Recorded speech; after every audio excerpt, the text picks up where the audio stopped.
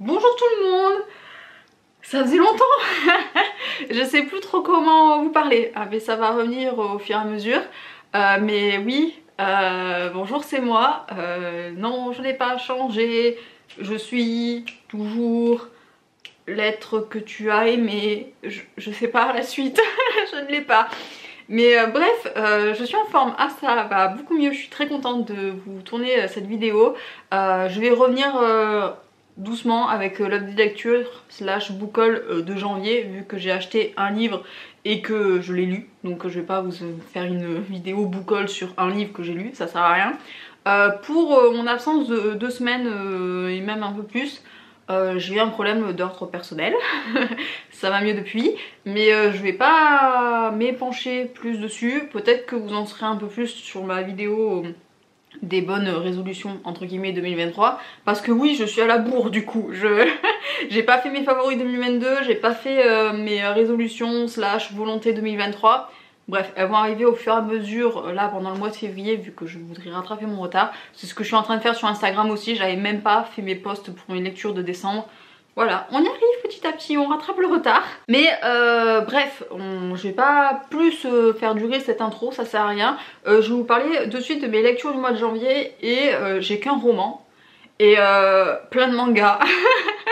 J'en avais besoin là, même si c'est pas forcément en rapport avec le Cold Winter Challenge. C'était ce que je voulais parce que j'ai été dans un état, c'est compliqué.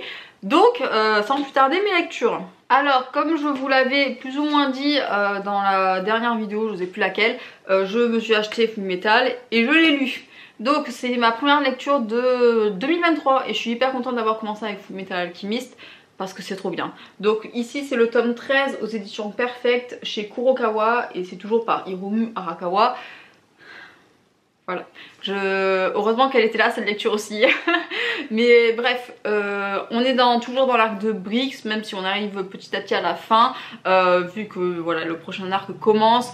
Il y a beaucoup de choses qui se passent, notamment vis-à-vis de Winry, vis-à-vis d'Alphonse aussi surtout.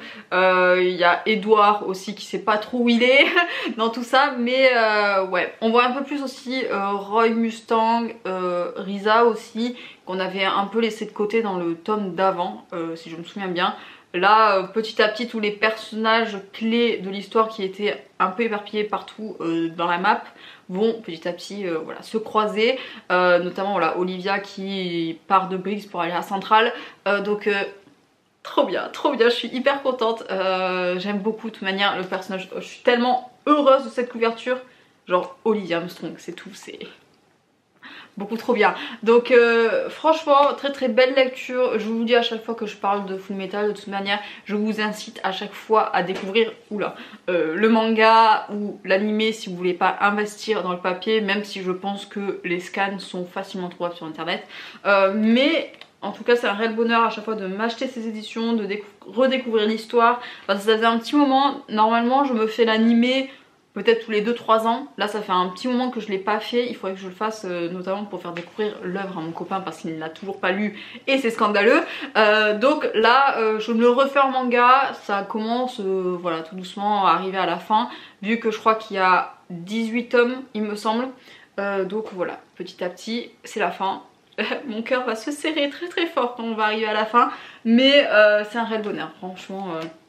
À chaque fois je l'aime d'amour, les personnages sont trop bien, l'intrigue est trop bien. Petit à petit on va revoir des personnages qu'on avait un peu oubliés, notamment Ling et sa garde du corps, je ne me souviens plus comment elle s'appelle. Mais ouais, eux aussi ils ont été mis un peu en arrière-plan pour des raisons qui sont expliquées dans le manga.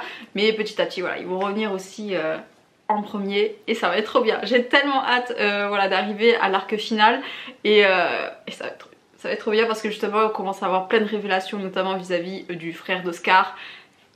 Voilà, j'adore, je suis joie et trop bien, trop bien. De toute manière cette couverture, elle est trop belle, donc j'espère que le focus sera fait, sinon c'est pas grave.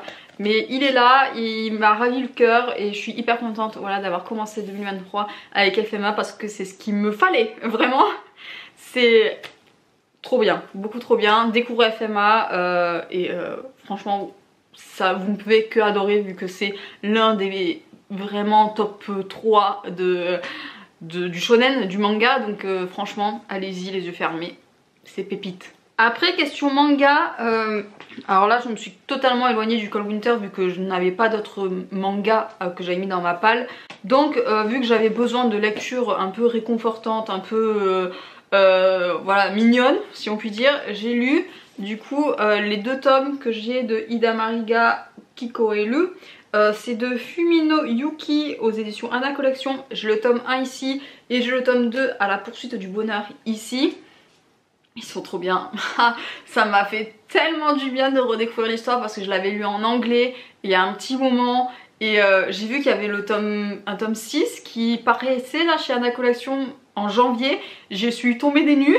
Donc je vais bientôt m'acheter les limites et après la suite. Du coup je sais plus ce que c'est Au fil des saisons, je crois que ça s'appelle en français.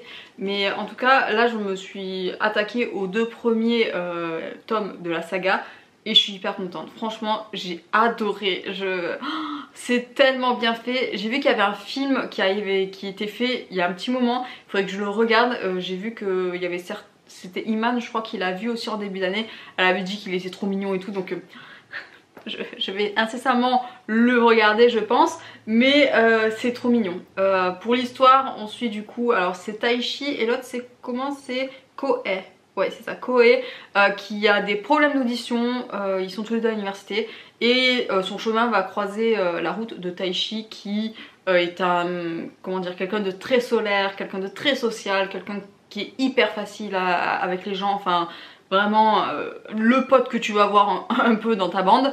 Et contrairement du coup à Kohei qui est très c'est totalement l'inverse de ce qui est Taichi, c'est-à-dire très renfermé sur lui-même, il parle très peu, surtout qu'en plus les gens ne font peut-être pas forcément attention à son handicap, du coup ça ne l'incite pas forcément à communiquer non plus. Donc voilà, ces 2 personnages vont rentrer en collision et Taichi va illuminer le monde de Kohei et c'est trop bien. C'est trop bien parce que ça parle vraiment de beaucoup de choses et comment dire, l'amour comme on peut voir dans les autres yaoi ou yaoi, je sais pas comment ça se prononce, ou les romances, boys love, tout ça. C'est pas dans le premier, comment dire, plan l'amour, c'est vraiment déjà l'amitié forte qui va se lier entre les 2 personnages.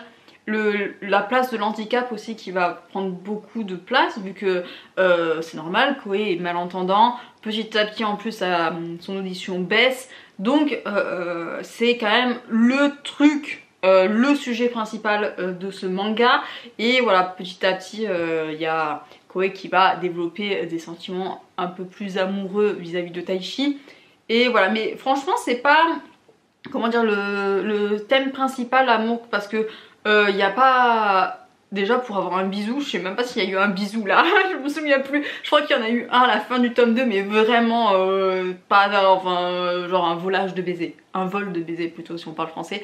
Donc voilà, mais franchement c'est à des années-lumière vraiment du manga yaoi classique où voilà, il y a dessus le baiser, de suite il y a les scènes olé olé. Là rien du tout, c'est vraiment tout doux, tout mignon et ouais, il y a des moments où ça m'a tiré un peu les larmes aux yeux, c'est vraiment trop beau, les dessins sont hyper mignons. On voit l'évolution du dessin en plus, franchement le tome 2 il est quand même beaucoup plus détaillé je trouve que le tome 1 à mon sens. Donc franchement j'ai hâte d'avoir les limites entre les mains, je vais me les acheter, alors peut-être pas maintenant mais bientôt, je pense la prochaine fois que je vais à la Fnac, je m'achète les limites, je m'achète Zombilenium, je m'achète plein de choses pour continuer les sagas que j'ai en cours.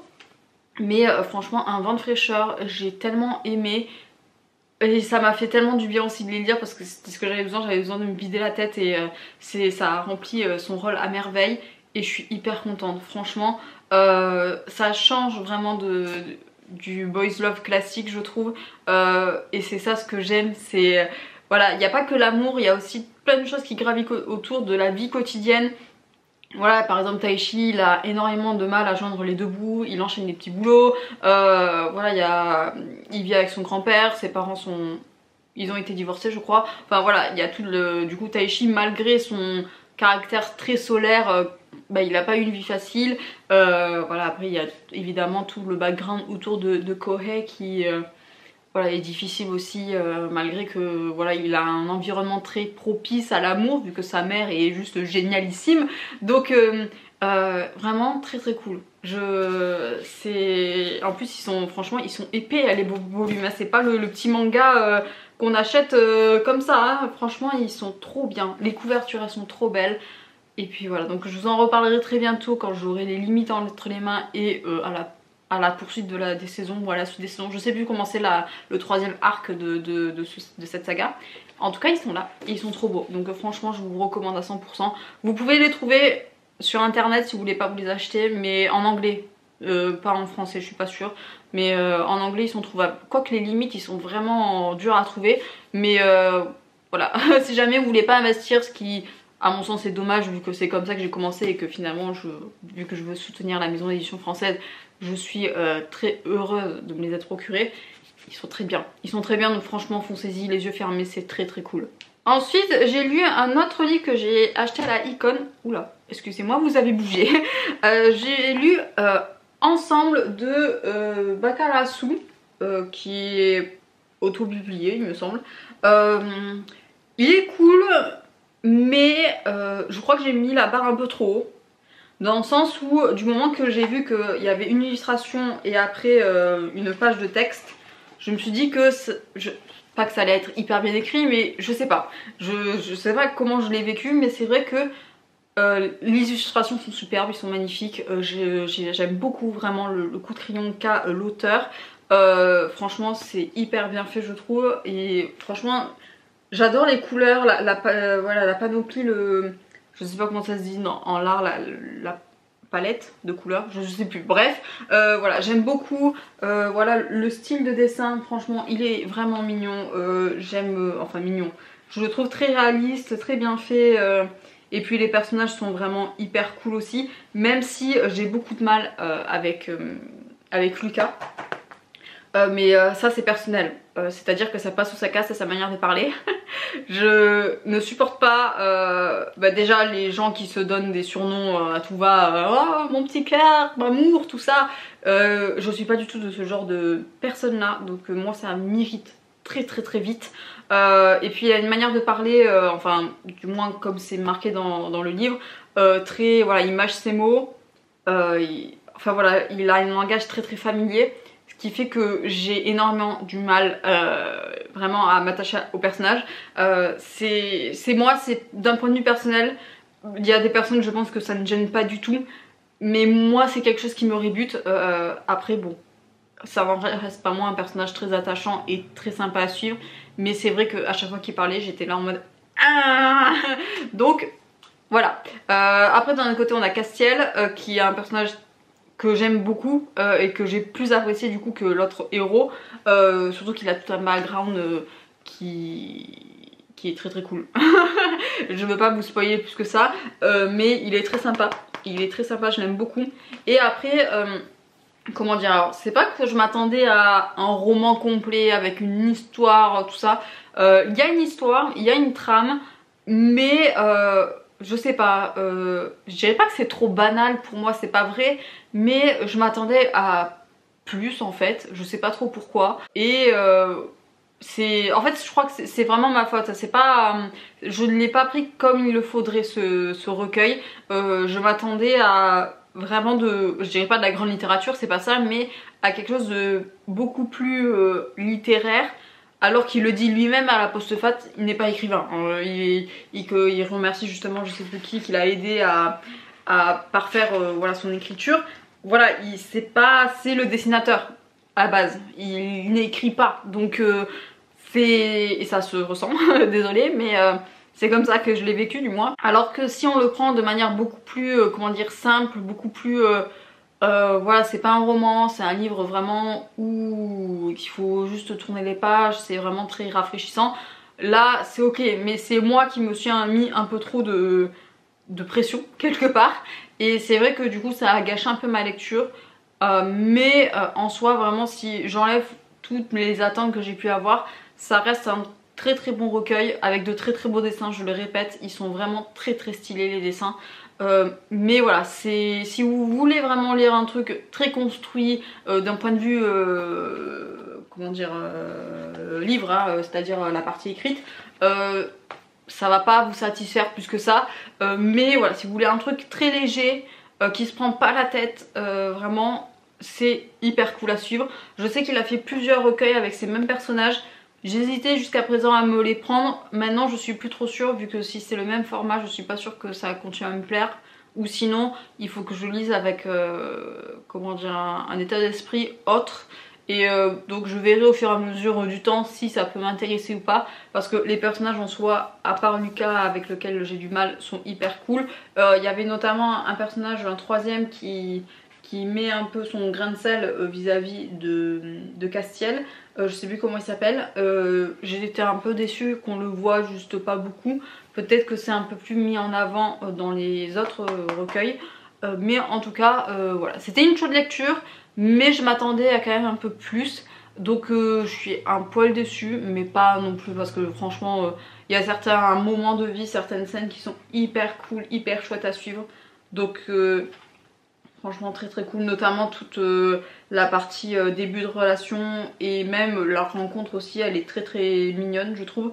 Donc franchement, si vous voulez un truc vraiment très léger, sans prise de tête, rien du tout, foncez. Mais voilà, si vous voulez vraiment quelque chose de très construit, notamment voilà, il y a beaucoup de moments qui sont passés un peu à la trappe. Je pense notamment à la fin, quand Lucas part, en gros, bon il revient mais il part à un moment donné. Voilà, il y a une éclipse comme quoi, pourquoi il part, pourquoi tout ça, c'est résumé en 2 lignes de texte. Moi j'aurais aimé que ce soit un peu plus détaillé, même si on a quelques illustrations qui montrent comment ça se passe. Voilà, donc c'est très léger, pas très détaillé en point de vue texte, mais si vraiment vous vous concentrez uniquement sur les illustrations et que vous voulez quelque chose de très frais et de très simple, franchement allez-y les yeux fermés, c'est très cool.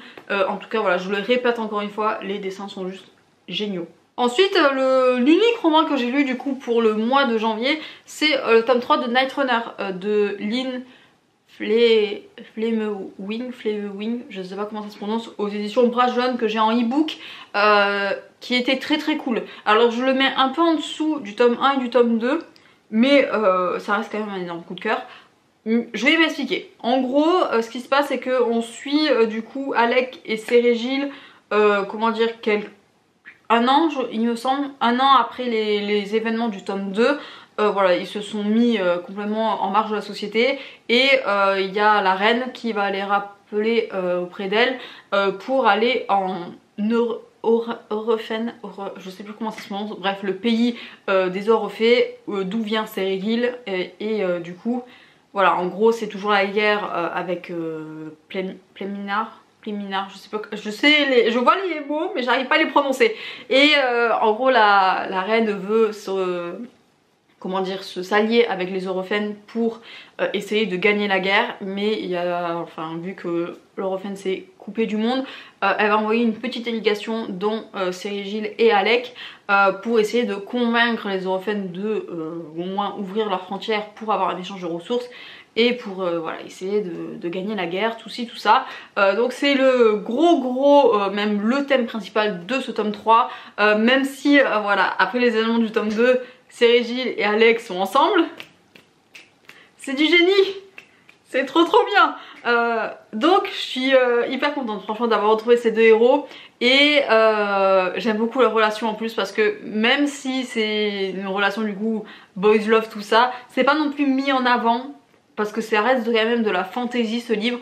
Mais il y a quelques événements, quelques petits moments qui sont juste priceless. Franchement ça m'a fait tellement du bien de lire ce livre, il est tellement bien, je suis hyper contente. J'ai mis un peu de temps à me mettre dedans parce que du coup il m'arrivait plein de problèmes, donc j'avais un peu de mal à lire, mais du moment que je suis rentrée dedans c'était trop bien, c'était trop bien. Mais j'ai quand même un petit défaut, c'est que j'ai trouvé quelques longueurs. Et je sais pas si c'est un défaut ou pas, parce que moi j'ai trouvé que c'était long, mais je pense que l'auteur l'a fait exprès.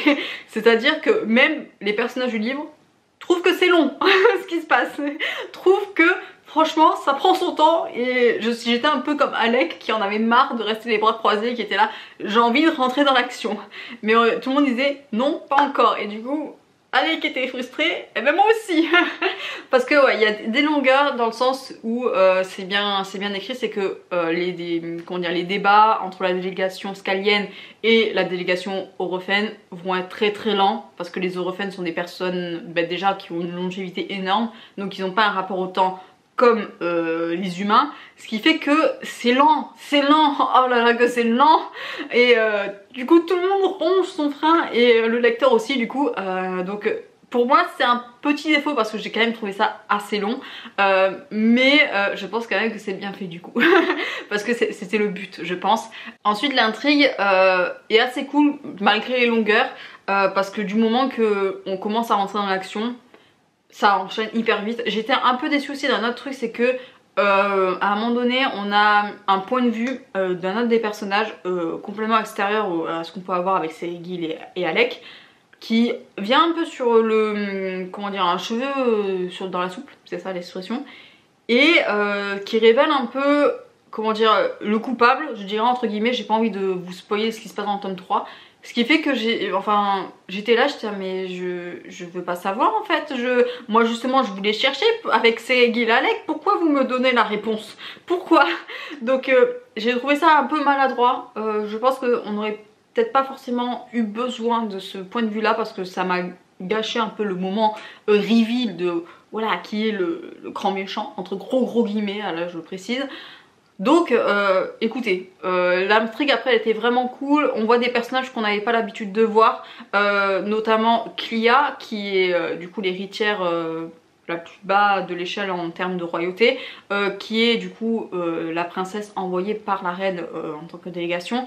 Voilà, c'est un personnage qu'on avait entreperçu dans le tome 1 et dans le tome 2 et qui prend plus de place dans le tome 3. Ce qui est très cool. Je l'avais beaucoup aimé dans les tomes d'avant, donc franchement qu'on la voit un peu plus, c'est hyper sympa.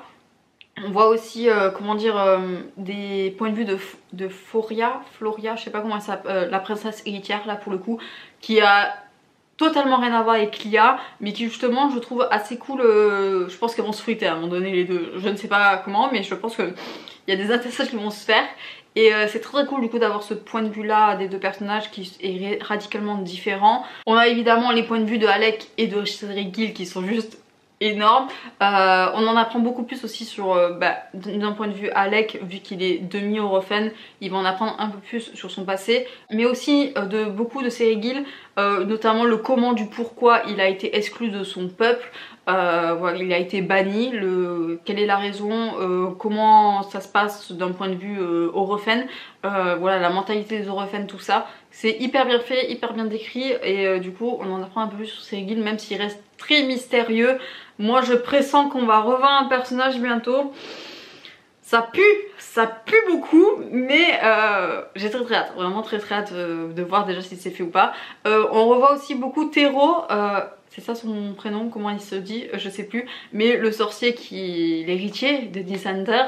Et je l'aimais déjà beaucoup dans les tomes d'avant, malgré son caractère un peu pédant. Là justement il a pris quand même beaucoup plus de sagesse et beaucoup plus de sérénité, et je l'aime beaucoup ce personnage. Comment il évolue, du moins il est vraiment très cool. Ouais, je l'adore franchement, c'est l'un de mes personnages coup de cœur avec Alec et Serigil. Point fort aussi pour Becca, même si des fois j'ai du mal un peu à la suivre dans son raisonnement, mais voilà, la fille de Mikum je l'aime énormément. Mikum on l'a vu, on l'a entreperçu au début du livre, voilà, un peu déçue dans mon cœur qu'il n'ait pas eu plus de place, mais après ça se comprend suite aux événements du tome 2. En tout cas Becca le remplace de manière épique, donc franchement il n'y a pas d'autre mot à dire. Et après il y a un autre personnage un peu important. Enfin, de toute manière, tous les Orofen qui gravitent autour de la délégation scalienne sont hyper... je sais pas, je les aime bien. Même si certains, on n'en apprend pas plus que ça, je trouve qu'ils ont chacun leur place, chacun leur caractère, chacun leur intérêt. Il n'y a pas de grand méchant dans ce livre, parce que justement, c'est vraiment le cœur du livre, c'est que les Orofen ne voient pas les choses comme les humains, donc il n'y a pas foncièrement de méchanceté en eux. C'est voilà, c'est l'honneur, la famille et le clan qui passent au-dessus de tout. Donc c'est une vision qui est assez différente du coup de ce qu'on a pu voir dans les tomes d'avant, et qui est assez cool. Donc franchement ça permet à la saga de se renouveler, on n'évolue pas tout le temps dans le même monde. Là voilà, on a découvert un pan de l'univers de l'histoire qui est assez cool. Pardon, ça a sonné. Mais pour reprendre, voilà, c'était hyper cool. Je suis hyper contente d'avoir continué cette saga, et pour bientôt le tome 4. Je sais pas trop, j'ai vu le résumé, j'ai très peur de ce qui va se passer. On va voir, mais en tout cas... Knight Runner est une saga que j'aime énormément. J'espère du fond du cœur que les tomes qui vont suivre vont être tout aussi bien, tout aussi cool. Voilà, avec notamment toujours en fond la guerre entre Scalia, bref, je sais plus, et Pleine Minard. Donc voilà, le gros du gros. Je sais pas si ça va encore prendre plus de place ou pas dans le prochain tome, mais de ce que j'ai vu dans le résumé, Alec, tout ça, donc très hâte d'en apprendre un peu plus sur cette saga. Je m'achèterai le tome 4 très bientôt sur ma liseuse et je vous en reparlerai très bientôt. J'espère finir cette saga en 2023, je suis pas trop sûre. On verra si j'ai le temps, vu qu'en avril je pars au Japon, donc je vais pas énormément lire. je vous spoil, le mois d'avril va être un peu pas ouf en termes de lecture et en termes d'achat, mais j'espère, on verra si j'ai le temps. Mais en tout cas, Knight Runner, une saga en plus recommandée par une abonnée, je ne peux que aimer. Ensuite j'ai terminé mon mois de janvier avec mon achat du mois de janvier. Du coup je vous présente Sasaki et Miyano, le tome 5 de Shuo Harusono aux éditions Akata. Le tome 6 sort en avril quand je suis pas en France, je suis dégoûtée, mais tant pis, c'est pas grave. En tout cas j'ai lu le tome 5 et c'est l'un de mes préférés je pense, parce qu'il y a une scène, la scène du cinéma qui est juste... que si vous avez vu l'animé, si vous avez lu le manga, vous savez de quoi je parle. C'est trop bien, elle est trop belle cette scène, franchement je l'adore de tout mon cœur. Mais alors dans ce tome-ci, c'est tout le festival culturel du lycée qui est mis en avant, et notamment toujours les réflexions de Miyano que je trouve hyper bien faites. C'est un peu comme Hidamariga no Koke... Wow, je sais plus comment parler. Hidamariga Kikoelu, voilà le manga que je vous ai présenté avant. C'est que c'est très... Bon là on est avec des lycéens, on n'est pas avec des adultes, donc c'est autre chose, mais ça en reste pas moins très mature, très posé, de par déjà le caractère du personnage principal qui est Miyano, qui se pose beaucoup de questions et des questions pertinentes. Notamment à un moment donné il dit que l'amour c'est une chose mais le désir en est une autre, donc comment essayer de comprendre voilà, la différence entre les deux. Donc j'ai trouvé ta réflexion très pertinente et très sympa à découvrir d'un point de vue voilà, de lycéen qui se cherche tout simplement et qui se met aucune limite. Vraiment il va essayer de pousser à fond sa réflexion et c'est hyper cool, franchement c'est hyper attendrissant. Miyano est un personnage vraiment... que j'adore et que j'apprécie et qui me met les larmes aux yeux, et franchement c'est la révélation du coup qu'il a à la fin sur est-ce qu'il va du coup se déclarer ou pas avec Sasaki, c'est l'apothéose, c'est vraiment très cool. Donc j'ai tellement hâte d'avoir le tome 6 entre les mains parce que c'est le tome qui va faire que ça va prendre une autre direction, donc c'est trop bien. Je vous en parlerai du coup en mai je pense, mais il est là, il est trop bien, donc je suis tellement contente d'avoir découvert ça. Et j'ai vu qu'il allait avoir un film du coup sur la suite de l'animé et j'ai trop hâte. Je sais plus quand est-ce qu'il sort, j'ai vu la date mais je m'en souviens plus. J'ai trop hâte là aussi, donc c'est trop bien, c'est vraiment tellement bien. Après voilà, il y a Sasaki qui est toujours... alors il est un peu... en retrait parce que c'est pas le personnage principal, c'est vraiment Miyano à mon sens dans le manga. Pour l'instant du moins je pense je sais qu'après Sasaki va prendre plus de place, mais voilà lui il est toujours en mode j'attends, mais il tente des trucs et c'est trop bien, c'est beaucoup trop bien parce que du coup ça alimente du coup la réflexion de Miyano et il s'alimente entre les deux et c'est trop bien, c'est beaucoup trop bien franchement. J'adore Sasaki Miyano, je suis tellement contente. Je l'ai découvert il y a un an, du coup jour pour jour en 2022, janvier 2022, et je suis tellement contente. Donc franchement je vous encourage mais tellement à découvrir Sasaki Miyano. Découvrez la version animée si jamais vous voulez pas investir dans les mangas, sinon ils sont trouvables mais en anglais. Alors j'avoue que je lis beaucoup en anglais sur internet, donc je peux pas vous dire si c'est trouvable ou pas en français mais et puis je veux pas vous inciter non plus à aller voilà, farfouiller ailleurs quand c'est disponible en français en manière physique. Donc mais si vous voulez essayer de lire en anglais, ça c'est une très belle opportunité. Donc je suis hyper contente franchement. Sasaki Miyano c'est trop bien et j'ai tellement hâte d'avoir le tome 6. En mai, je vais devoir attendre un mois de plus vu que je serai pas en France. Bon, après je serai au Japon, donc ça sera trop bien, hein, mais mais voilà, donc franchement je vous le recommande à 100%. Et la version animée est très très cool, donc allez-y, franchement regardez-la, c'est tellement bien fait. Ça va être tout pour cette vidéo, j'espère que ça vous aura plu. Voilà, petit retour tranquillou, mais voilà, ça n'annonce que du meilleur pour la suite parce que il faut que je rattrape mon planning de vidéos que je voulais faire. Mais je suis hyper contente de vous avoir publié, de vous avoir partagé mes lectures du mois de janvier / achat parce que j'en avais besoin. Mais franchement je suis heureuse, je suis tellement heureuse voilà, d'avoir eu ces lectures parce que c'est quasiment que des coups de cœur en fait. Franchement et c'est ce qu'il me fallait, c'était tellement ce qu'il me fallait. Donc ce n'est que bonheur en plus de vous en partager, de vous vendre ces lectures et ces livres pour que vous les découvriez parce que c'est tellement bien, c'est tellement bien. Donc écoutez, j'espère que tout va bien dans vos vies. J'espère vraiment que ça va parce que la santé, la famille, tout ça, parce que c'est le plus important, vraiment prenez soin de vous. Je le répète à chaque fin de vidéo, mais là ça a une, je sais pas, une dimension un peu particulière, donc vraiment prenez soin de vous, c'est très très très important. Donc je vais vous laisser, je vais pas vous retenir plus longtemps. Je vous souhaite à tous une très belle journée, une très belle soirée, un très bon week-end, ainsi de suite, et bien évidemment d'excellentes lectures. Bye bye.